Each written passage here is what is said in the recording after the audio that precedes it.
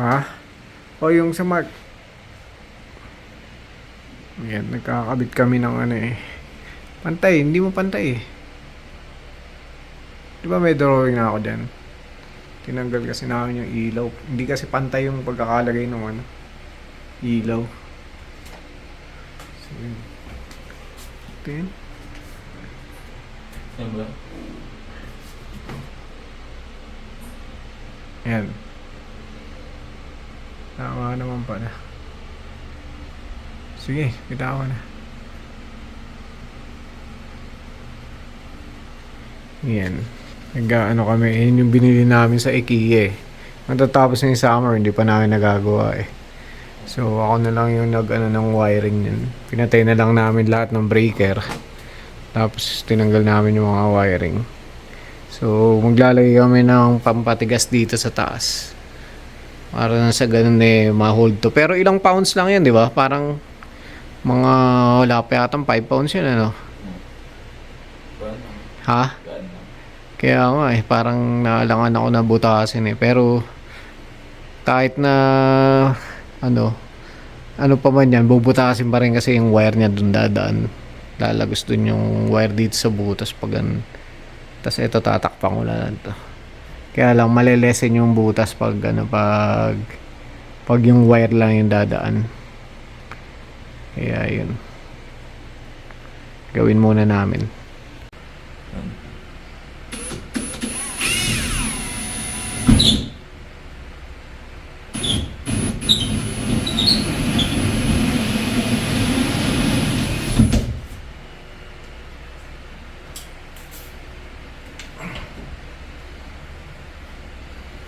Dito natin padadaan yung wire.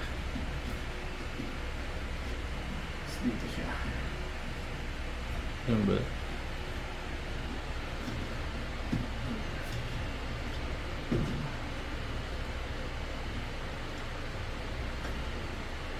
Layo kasi ng isang ilaw na yun eh. Yung wire. So, baba natin natin dito. Saan ba galing yung wire? Ha? Saan galing yung wire? Anong isang galing? Dito. Kaso kulang eh.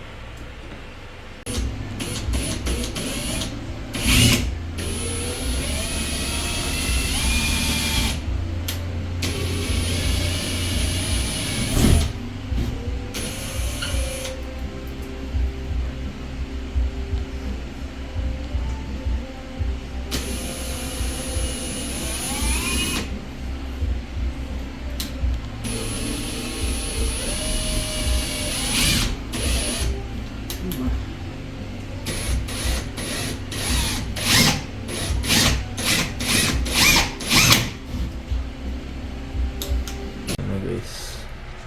Lapit na matapos. Baka sumabog pag sa libit na.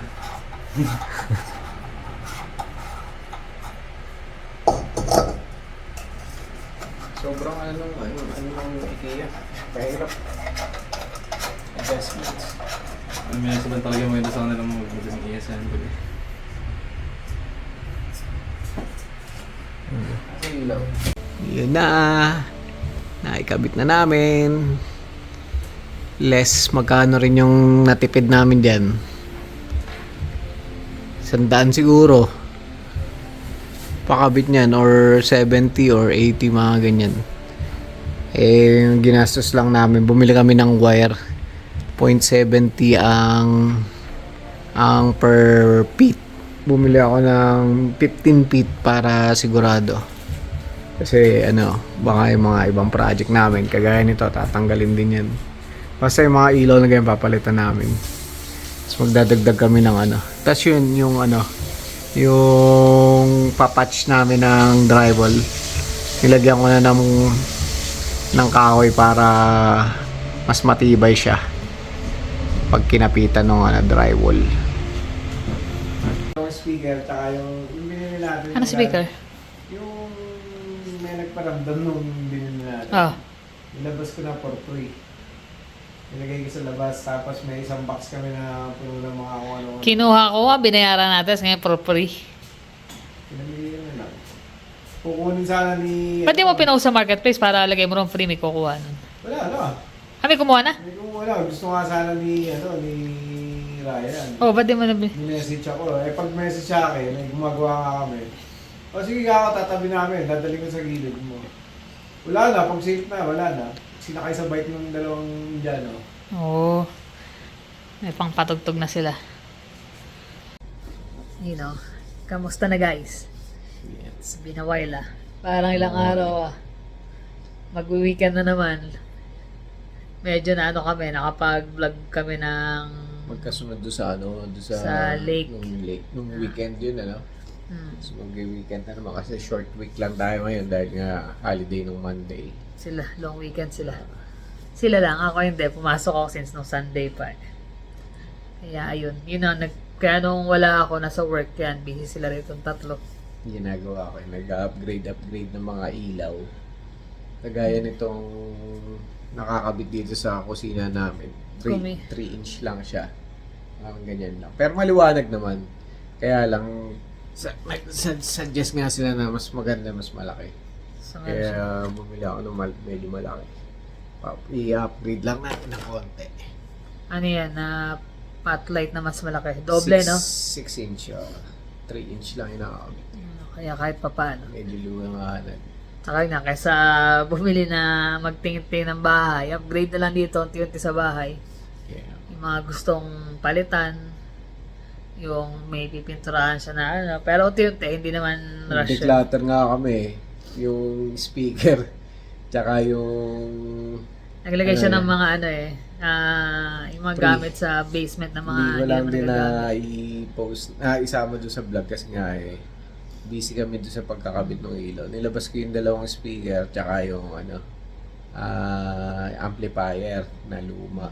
Yung Meron pa nasa box eh. O yung box Kanik-kanik ng mga kung ano, mga plastic na Tupperware, mga ganyan. Yung mga gamit na sa kitchen na May hindi birdhouse pa doon Tapos mga laruan ng bata na hindi na ginagamit. may drone na maliit, Ah, mga kala Germania na hindi na, nasa dati box pa rin nilalaro naman. lang. Nilagyan nila ng sign Free. na free. Saglit lang daw, nawala eh. Saglit lang, no? Wala ka agad sa hirap din talaga ng buhay ngayon. Tsaka kung gusto mo talaga mag-declutter din at gusto mo nang mabilisan na hindi mo na Mabilisan. kailangan ibenta. Kasi pag binenta mo, itemize at pipiliin lang. So Tsaka, may iwan sila maiwan sa din. may iwan sa yung ayaw ng iba, di ba? At least yung pag free, lagay mo lang dyan sa labas. Uso dito yun eh. Lalagay mo lang sa may harap, lalagyan mo ng free. May mga kukuha talaga eh. Tsaka, Amplifier nga, di ba? oh. Tsaka yung ano pangalan nito. Siyempre, sa hirap din ng buhay ngayon, di ba? Hanggat pwede makalibre. Kahit nga ako na, di ba? Nakakakuha rin ako ng mga libre. Why not magbigay ka rin sa community, di ba? Oo. Simpleng bagay. Una yung mga estudyante, pagbaba nila siguro sa bus, nakita nila. Parang gusto nang kunin.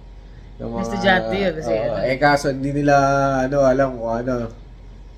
Tapos parang nag-aalangan sila kung gumagana pa. Pero gumagana pa talaga yun.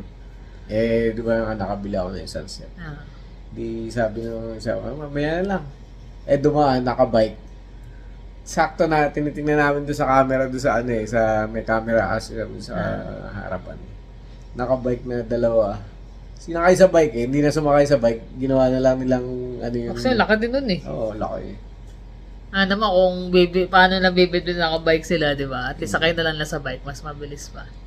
Ang kailangan niya na lang player, tsaka mga wire para Ang dali na yun, baka meron siya nun. malamang. Kailangan niya, di sakto. Hindi basta-basta kukunin yun kung hindi nila alam laki. Kung hindi rin nakabisado, di ba? Hmm. At least, di ba? Hindi ko pa alam kung ano yung mga dineclutter nila, hindi ko pa nasilip sa baba.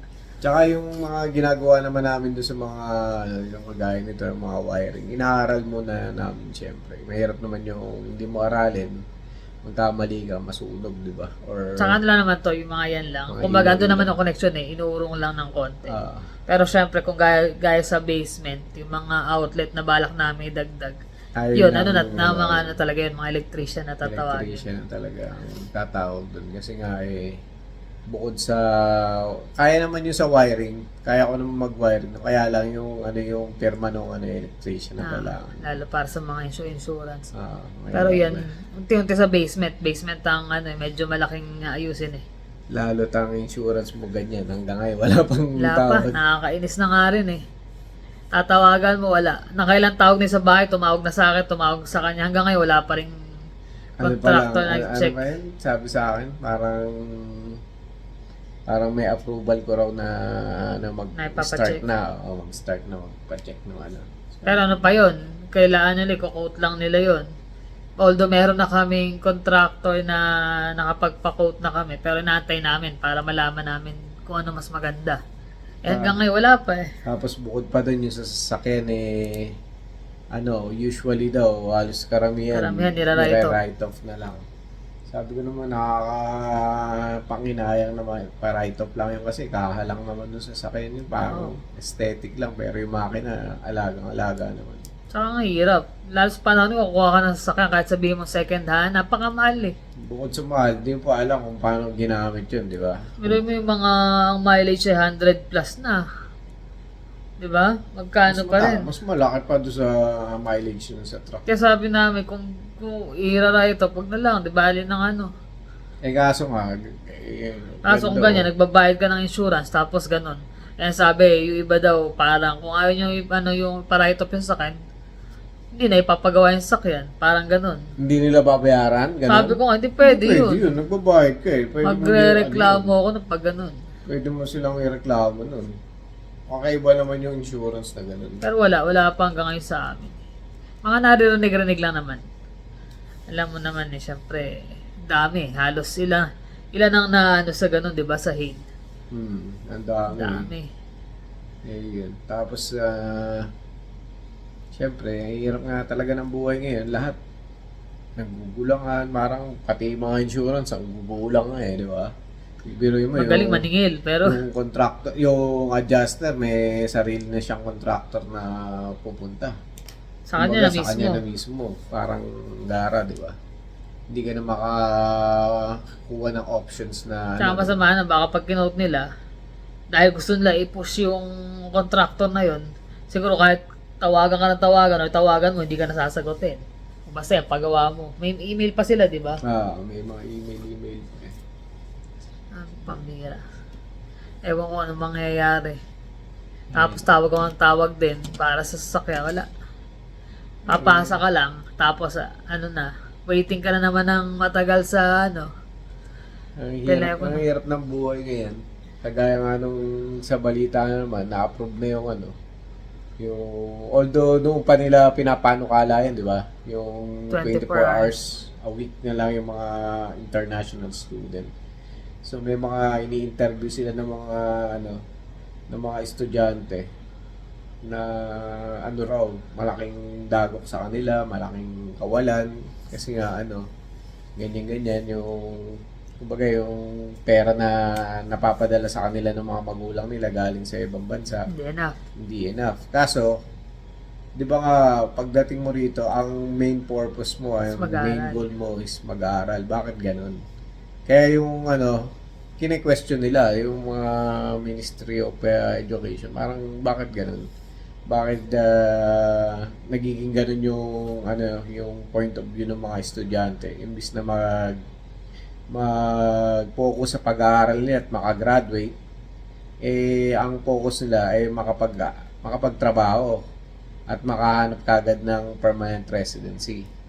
Although hindi naman talaga masama yan dahil yun nga yung pangarap ng bawat isang pumupunta rito. Kaya lang, hindi lahat pinapalad sa Iba-iba ng sitwasyon sa ganung pagkakataon. Kaya ang dami, sobrang dami.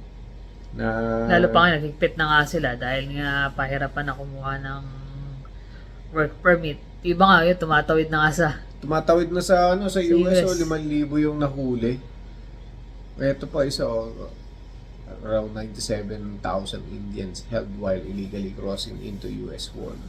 Maraming tumatawid from Canada to US ngayon.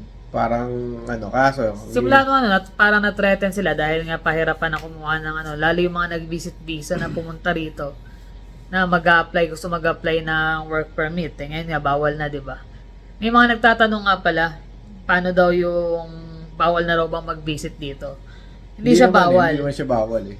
Kumbaga, mag-apply ka ng visitor visa, nasa labas ka ng Canada. Pero pag visit visa ka dito, nag-apply ka, nag-lodge ka ng application mo Nandito sa sa Canada loob ng siya. Canada, wala na.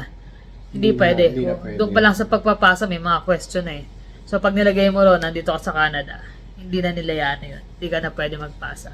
So kung gusto mo talaga, yung mga nasa Pinas o nasa ibang bansa, as long as outside Canada, pwede pa rin namang mag-visit visa.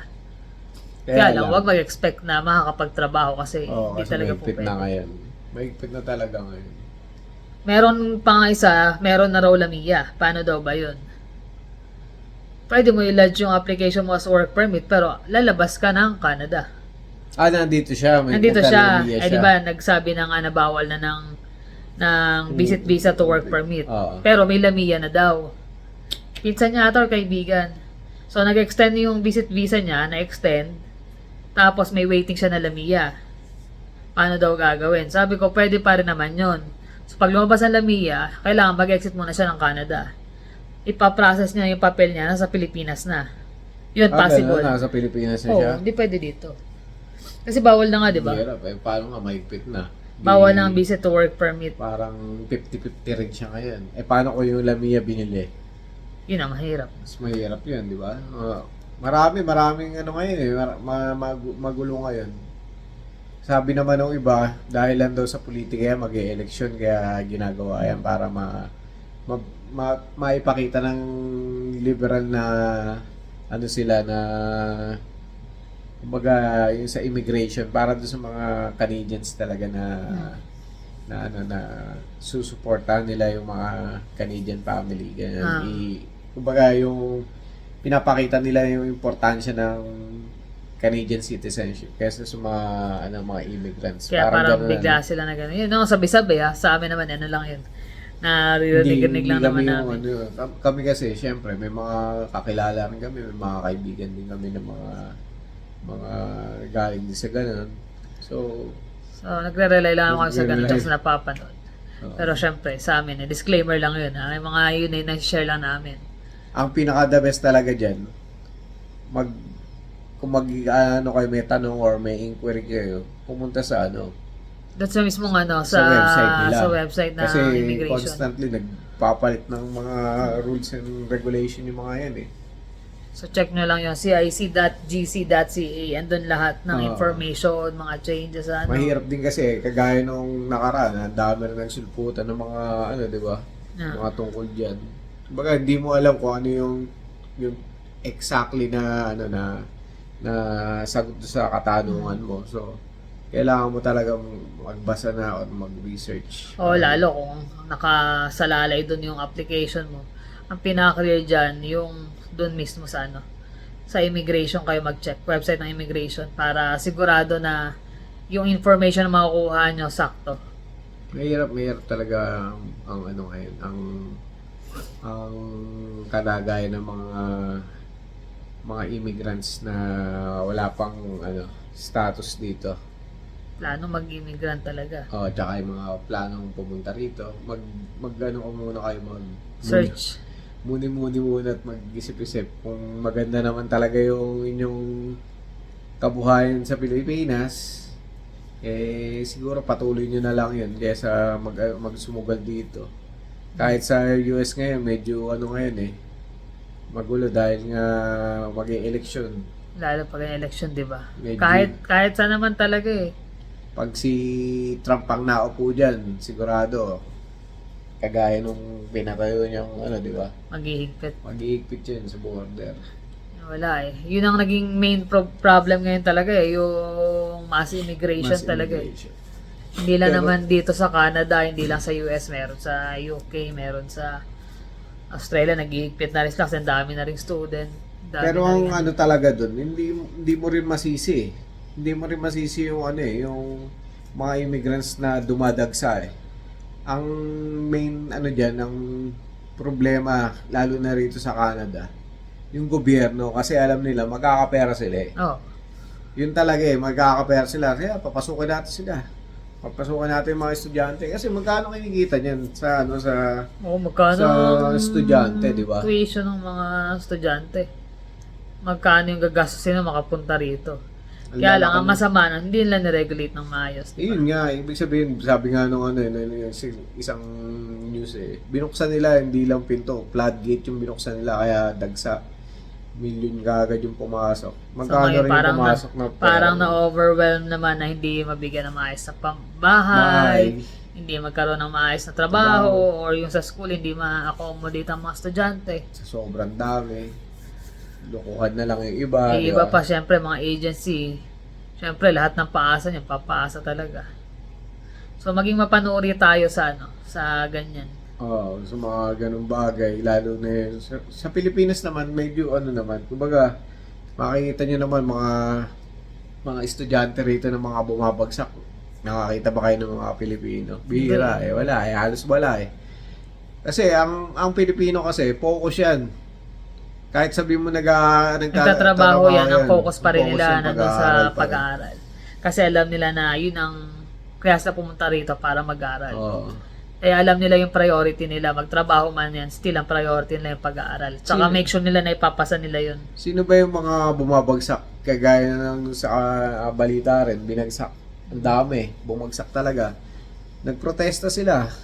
Hindi naman sa pagiging racist namin o galit namin doon sa lahi nila. Kaya lang, laging sila yung nagpo-protesta eh. Lagi na lang, Yun talaga nangyayari naman kasi. lagi na lang sila yung nagpo-protesta. Laging sila yung kinakawawa. May racism daw dito sa Canada. Lagi raw masama yung tingin sa kanila. Hindi nila tanongin din yung sarili nila. Na bakit tayo lang? Bakit tayo lang yung ganito? Bakit ganito lang? Parang ewan ko, ang hirap magsalita din kasi pero Mahirap talaga. Kumbaga sa kanilang ano yun eh. Basta yung sa atin, kultura nila eh. Oh.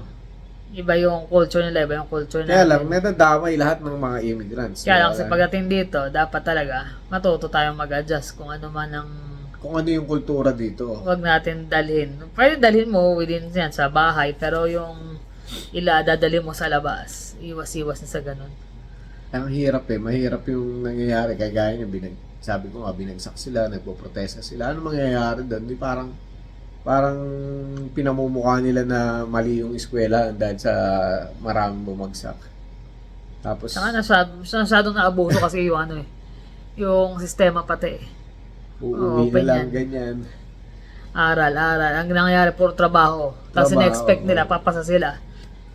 Kasi wala nang time wala nang time mag-aral. Although yung iba online kasi. Dahil nga hindi enough nga yung capacity na pumasok lahat sa school.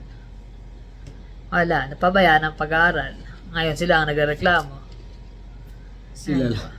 Sila lang din naman yung mga bumabagsak.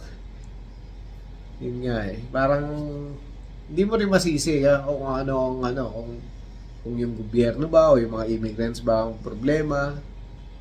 Ano ba talaga yung problema? Bakit nagkakaganito? Bakit bumabagsak yung ekonomiya? Eh, mahirap pa na yun. Solusyonan, malaking problema yun. Sobrang laki. Kaya lang minsan, hindi ka rin maano. Kaya minsan ako, umiwas ako manood ng mga ganyan eh. Siya lang ang madalas nanonood kasi Hindi, kasi kailangan mo rin malaman eh, bakit ganun? Bakit ganito yung nangyayari? Bakit na-apektuhan? kaso ang daming ano eh, di ba? Ang daming magiging, kumbaga sanga-sanga yun, hindi mo basta susolusyonan. Kailangan ng gobyerno talaga ang magano dyan. Hindi, sunod yan. Gaya niyan. Regulate. Di ba? Ang daming tao. Tapos, kulang ang babae, kulang ang trabaho. Ano ang susunod niyan? Magkakaroon ng krimen, ganyan, looting, Ganun na nga. mga ganyan. Tsaka sobrang mahal na eh. Pataas na ng pataas eh. Pataas ng pataas kasi nga yung demand, ang dami. Minsan yung karne, ano yun, yung wings na napag-uusapan natin Ay, last yung wings time. na nakaraan. Dati binibili namin yung wings parang $12, $10, ang dami na. Ngayon 30 plus, isang ganon. Buti na lang meron akong meat shop na nabibili na mas mura. Kailangan mo talaga Pero maghanap pag ng mga regular ganun. na grocery ka pupunta, maiiling ka na lang eh. Tsaka yung mga talaga nagbablog na sila na na pinapakita sa mga TikTok, yung mga short video sa YouTube, sa TikTok. Pinapakita nila yung pricing ganito yung dati, ganyan. Parang Gatas lang eh, di ba? dati dati- wala kang makikita mga nagrereklamo ng ganun eh. Dati yung gatas, magkano lang mabibili yung isang jug na ganun eh. Ngayon, $6 na eh. 3, 4. Minsan nakasale pa. Ngayon, wala ka nang mabibili. Asa pa. Ikaw na mismo mag-a-adjust sa ano talaga. Supply and demand eh. Ang daming demand. Tataas Daming supply. Ay, tataas ang presyo ng supply, di ba? Kaso mo ba taas, pati gas, lahat. Which is hindi lang naman dito sa Canada. Alam naman namin, Alam everywhere naman naman. yan. Pero, connect kasi yun eh. Parang So, domino yun eh. kapit lang tayo. Ano to naman. For now kami yan. Focus muna sa mga ganyang bagay. Mga simpleng bagay. Maliliit na bagay lang. Yun yung mga nakita namin doon sa show. Kaya maganda rin magpunta sa mga show homes eh. Sana. Makikita mo yung mga difference tsaka yung Yung iba binago na ngayon, na-update sa update from nila. 2019 to ngayon. Laki na ng pinagkaiba. Tsaka yung mga ilaw. Ilaw. Kahit yung parang ano dyan, yung parang chandelier natin doon sa sala. Parang pangit ng tingnan eh. Hindi na kasi hindi tugma eh. Hindi na siya tugma doon sa... Actually kasi sa show homes na nakita namin itong bahay, ang dining is nasa harap. Ayoko ng ganun eh. Parang ayoko ng pagpasok ng bahay, dining Dining kagad. agad. Kaya sinet namin na doon yung parang receiving area, tas sala, tas dito yung kainan. So ngayon, ayan, unti-unti. Sana makapag-declutter. Wala naman ata kami plano this weekend. Yung iba sa baba, may declutter namin. Oo, medyo malamig-damig na rin eh. Sarap nga eh. Yan ang weather na gusto ko eh, yung sakto lang yung lamig. Hindi sa weekend baka ikabit ko na Yeah. itong mga LED na... Isang araw lang din ang off eh. Ikaw, Pasok ko ng Friday. ewan ko pa kami. Buffet, ganun talaga. Sa ilan naman guys, na-share lang naman namin sa inyo ang aming mga konting update sa buhay. Lalo na rito sa Canada yung mga nangyayari. Dami rin tatanong, mga bumabalik sa video. Kaya lang iba minsan di ko na mabalikan kasi nagpapatong-patong. Makikita ko parang after a week na. So ayun, yung mga gusto nilang magtanong pa, message na lang dun sa Messenger. sa messenger namin sa Facebook. At saka yun nga, numero 1 is tumingin kayo sa immigration site. Yun ang pinaka malinaw na na makukuha nyo sagot. Kasi kami hindi na kami masyadong sobrang updated sa mga lahat ng Kung updates. ano lang yung napapanood din namin sa mga balibalita, ganyan. Minsan once na while, din check, pinubuksan din namin. Oo nga no. Ayun, antabay lang. Kapit lang sa mga Tsaka sa kung mga- talagang pangarap nyo yun, kahit saan pa man yan eh. ilalaban talaga. Makaharap din kayo dyan. Push lang. Ayun nagkakalkal siya ng mga Dami. Right. nakapigay sa kanyang knife. Ayan. Puro Victorinox. Victorinox ang ano niya. Kung galing na Katrabaho. airport. May nagbigay daw sa puro Victorinox pa. Ang Isang cute. timba daw to eh. Binigyan ako, isang plastic. Kaya yun, nililinis niya. Yung pala, pahabol lang pala namin, limutan namin idagdag lang. Birthday greeting. So, belated happy birthday sis Grace Gomecua. Happy birthday! Happy birthday! Hindi ko alam kung belated siya or advance, pero happy birthday. Sana hindi palit ang aming greetings. Happy birthday! Ano yun? Jacob's Corner. Sis Grace Gomecua. Happy birthday! Happy birthday! So, paano guys? Maraming salamat sa inyong panonood. See you on the next vlog. Bye!